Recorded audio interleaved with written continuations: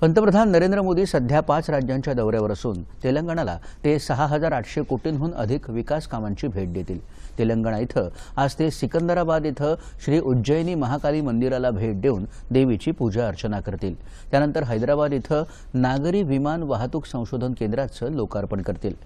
सुमारे 350 कोटी निधीतून उभारण्यात आलेल्या या ARO हैदराबादच्या बेगमपेट विमानतळावर उभारण्यात आला आहे। तेलंगणानंतर पंतप्रधान ओडिशाच्या दौऱ्यावर जाणार असून ओडिशाच्या जाजपूर इथं 19,600 कोटींहून अधिक विकास कामांचे उद्घाटन आणि लोकार्पण करतील। यामध्ये तेल, गॅस, रेल्वे, परिवहन, राष्ट्रीय मार्ग तसंच परमाणु ऊर्जा क्षेत्रांचा समावेश आहे।